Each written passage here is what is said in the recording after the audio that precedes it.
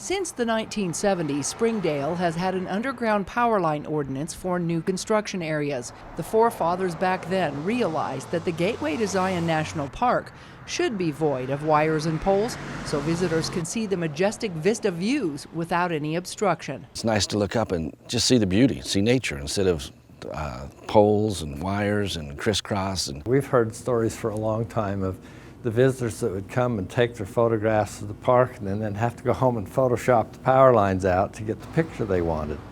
Unfortunately, the tiny town hasn't had the money to bury older lines that still border its main street. For the last 2.5 years, the town of Springdale has been working with Rocky Mountain Power and the Utah Department of Transportation to agree to take on the project when road reconstruction begins on SR9. With this SR9 reconstruction, it seemed like the perfect time to put the power underground. The project to bury the lines extends 3 miles in length from the south end of town all the way to the Zion National Park border.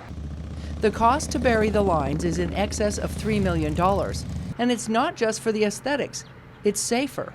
Back in the early years of Springdale, those power lines would swing back and forth and hit each other, and we would be without power. We could count on having the power go out on us at least 4, 5, 6 times a year. Washington County Commissioners voted to pitch in $1.5 million, with Springdale's share being around $2 million. While Washington County wouldn't normally pay for the cost to move utilities, there's money available for the betterment of tourism.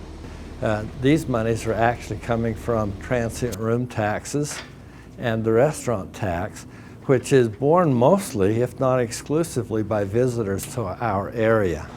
And these funds are specifically earmarked for furthering the tourism trade in Washington County. And so I think this is a very appropriate use for those funds. The opening of the bids to begin the reconstruction of SR9 is September 7th. That total project is estimated to be around $13 million. UDOT has had to acquire right-of-way in order to put in switch boxes along the route. Mayor Smith said the changeover shouldn't impact businesses too much. The project is expected to begin sometime in October.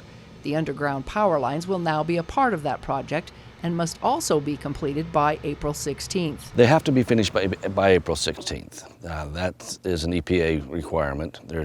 I think it's something to do with the Mexican spotted owl is migrating. So don't be surprised when you visit Springdale next spring. You'll find a new road and a new skyscape to match. It's a whole lot nicer to be able to look through and see a beautiful sunset or a beautiful rainstorm without having to look at those lines across there. In Springdale, Melissa Anderson, CEC News.